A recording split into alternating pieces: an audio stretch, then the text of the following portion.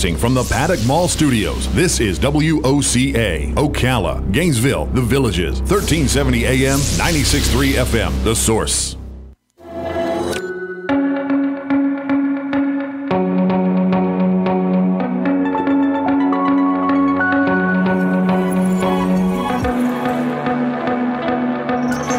All right, 20 minutes after 10 o'clock. Thank you for tuning in. You ever go to like a doctor's office and there's some books lying on the table there and you pick it up, right? And you say, oh, this looks like it's probably a kid's book, right? I don't mean a picture book. I just mean it looks like it's got that look, right, of a book that's written for children, right? Mm-hmm. And then you start reading it and you go, and then the lady who works with the doctor comes out and says, Mr. Whitler, we need to have you back here now. I was like, hold on. Let me finish reading this book right here.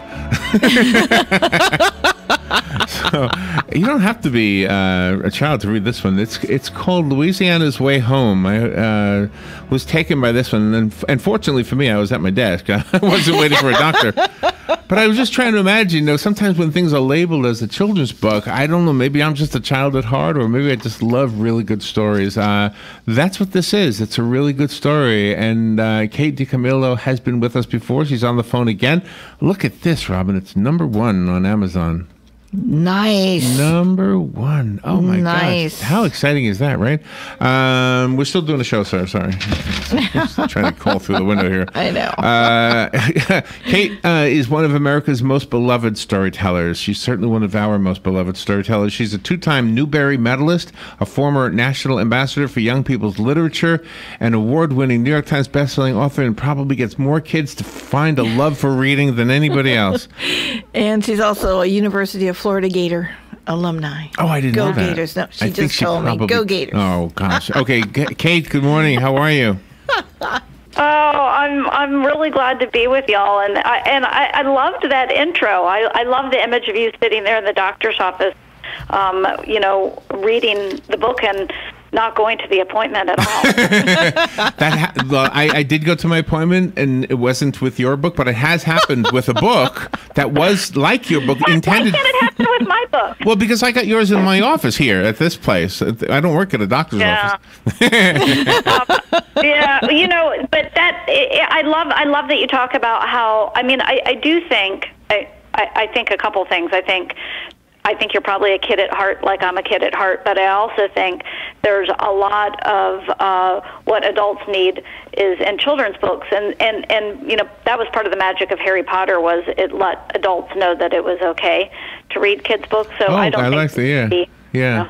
Yeah. Did you know? I don't know if you know this or not. I'm looking at Amazon right now, and I didn't even know there was such a category. Did you know that your book is one of 3 books that is considered the most wished for in the children's category? No, it's funny. I did an interview last night, and the guy who was interviewing me told me that was the case, and I'm like, oh, I can't even think about all of that. It makes me so nervous. So I never go and look at any of that because I wouldn't be able to write. It would make me so nervous. So tell us what this story is about, and I can just tell you this is a good story. You're a very good storyteller. By the way, our superintendent of schools here in this county is so passionate about giving books to young readers to make them love reading that I am definitely going to recommend this book to her. She comes in here once a month and gives us an update. So this is exactly what she's looking for. Oh, thank you, and tell her I said hello, and thank her for her passion for reading. I do think that it changes lives, Are you? It changed mine. Are you in our area? I can't remember where you are. No, I grew up in Central Florida. I'm a Gator, and now I live in Minneapolis. Oh, okay. Well, if you're ever in the area, let her know so that you could maybe pop in on one of the schools and meet the kids. I'm sure they would love to meet you. Oh, I'd love to do that. So now you want me to tell you what the story is about. Okay, so let's see. Tell our listeners. I want you to. I want you. No, I know what the story is about, but I want you to tell the listeners. So this character, the main character in this book, Louisiana Elefante, she showed up in a previous novel that I wrote, Raimi Nightingale. And in this book, so Granny has been raised by Louisiana's been raised by her grandmother, who's kind of odd, and who has told Louisiana that she is the child of trapeze artists who are famous trapeze artists, the Flying Elefantes, and that they died at sea. That's what Louisiana believes about herself. And in the course of this book, she finds out that she's not who she thought she was at all.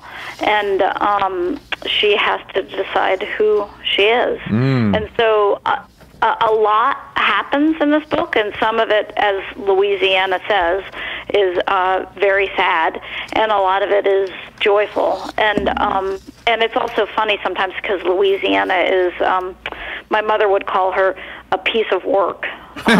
Yes, I like that. Yeah. Do you have a backstory to this story? Did this come from something that happened in your own life? It's funny because I can always find myself in every character, but I thought, I have no idea. Louisiana showed up in the other book, and I was like, she like walked through the door, and I didn't expect her at all. And I didn't expect to write this book about her. And as I was writing it, I could hear her voice so clearly, and I thought, she is utterly herself. But in talking about the book to people, I realized how much of me is in there. For one, she's always hungry. And that's the way I am. Actually hungry. I remember once being on an airplane, they give you those really tiny packs of peanuts. And I just begged the stewardess for 2 of them, and she gave them to me, and I ate them. And then this nice guy sitting next to me looked at me like, wow, here, take mine. Oh, my God. Because it was clear that I was so desperate, so he gave me his peanuts, too. And so Louisiana loves peanuts. She loves to eat, and people are kind to her, and I see a lot of myself in that relying on the kindness of strangers. But you have all those different characters in there. I mean, the young boy, he's kind of mysterious, and then you've got the minister, and she pegs him as looking like a walrus, and I think it's really, really fun. Right, Reverend Overtask, who I don't know, says one of my favorite things in the book to her, which is sooner or later we all have to make up our mind about who we are, and you're being forced to do it sooner than some people, but you're capable of doing it. You can do it. And he also gently sets her in the direction of forgiveness without giving too much away. I think Louisiana's going to be with you the rest of your life, by the way. Wow. Oh, you know what? That is the nicest thing that anybody, I should just hang up my hat and quit for the day. Yeah, I think you invented your Charlie Brown or your Mickey Mouse or the one of many characters. Your Harry Potter. How about that? I mean, she's going to be with you forever. She's amazing. Well, you guys are absolutely lovely, and it is my profound pleasure to get to talk to you every time a book comes out. And I want to tell the superintendent that I said hey, and that at some point I will get down there. Oh, that's sweet of you. Oh, that is sweet of you. This is wonderful. How come we have such a short interview? I'm looking at the clock. We're already done. Because she's popular. She's a New York Times Newbery Award-winning author. Yeah. Well, thank you for keeping us on your list of places to call. Yes, Robin is right. When you guys get really famous, then we don't hear from you anymore. So. Not Kate. She'll be with us forever. That's what happens.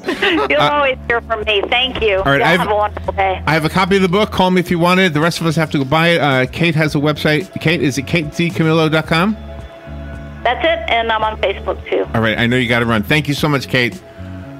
Thank you. All right, we'll be right back.